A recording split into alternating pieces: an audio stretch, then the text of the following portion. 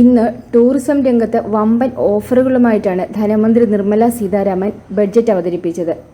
ഇനി നമ്മുടെ ടൂറിസം വികസനത്തിന്റെ കാലമാണെന്നും ലക്ഷദ്വീപിനെ പ്രധാനമായി പരാമർശിച്ചുകൊണ്ട് ധനമന്ത്രി മാലദ്വീപിന് നല്ലൊരു മറുപടി കൂടിയാണ് നൽകിയിരിക്കുന്നത്. അടിസ്ഥാന സൗകര്യ വികസനങ്ങളിലൂടെ ലക്ഷദ്വീപിന്റെ വിനോദസഞ്ചാര സാധ്യതകൾ വർദ്ധിപ്പിക്കുമെന്നായിരുന്നു പ്രഖ്യാപിച്ചത്. അടുത്തിടെ പ്രധാനമന്ത്രി നരേന്ദ്രമോദി ലക്ഷദ്വീപ് സന്ദർശിച്ചതിന് പിന്നാലെ ലക്ഷദ്വീപിലേക്കുള്ള സഞ്ചാരികളുടെ ഒഴുക്ക് കൂടിയിരുന്നു.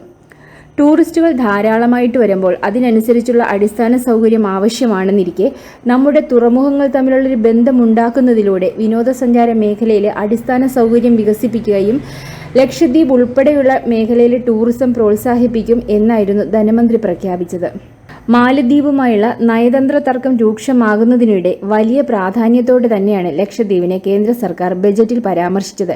അതുകൊണ്ട് തന്നെ വരും നാളുകളിൽ വലിയ രീതിയിലുള്ള നേട്ടമുണ്ടാകുമെന്നും ടൂറിസം രംഗത്തുള്ളവർ വിശ്വസിക്കുന്നു. നരേന്ദ്രമോദി കഴിഞ്ഞ മാസം ലക്ഷദ്വീപ് സന്ദർശിച്ചതിന് പിന്നാലെ അവിടേക്ക് സന്ദർശകരെ ആകർഷിച്ചുകൊണ്ട് അദ്ദേഹം എക്സിൽ പോസ്റ്റ് ഇട്ടിരുന്നു.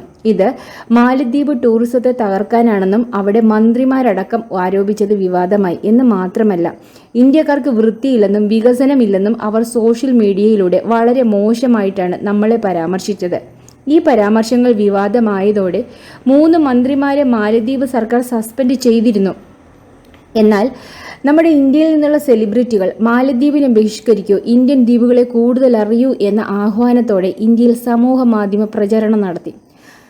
ഇന്ന് ധനമന്ത്രി ആത്മീയ ടൂറിസം വികസിപ്പിക്കും എന്നാണ് പറഞ്ഞിരിക്കുന്നത്. അത് ടൂറിസത്തിന്റെ ഭാവിയെ സംബന്ധിച്ച് നല്ലൊരു ഉണർവാണ് നൽകുന്നത്. കാരണം നമുക്കറിയാം, ടൂറിസം വികസിച്ചിരിക്കുന്ന പല രാജ്യങ്ങളിലും പരോക്ഷമായും തായ്ലൻഡ് പോലുള്ള രാജ്യത്ത് പ്രത്യക്ഷമായും സെക്സ് ടൂറിസമാണ് വികസിച്ചിരിക്കുന്നത്. അതുകൊണ്ട് തന്നെ നമ്മുടെ സംസ്കാരത്തെ ഉയർത്തിപ്പിടിച്ചുകൊണ്ടുള്ള ആത്മീയ ടൂറിസം രാജ്യത്തിന്റെ ഭാവിക്ക് നല്ലതേ വരുത്തുകയുള്ളൂ.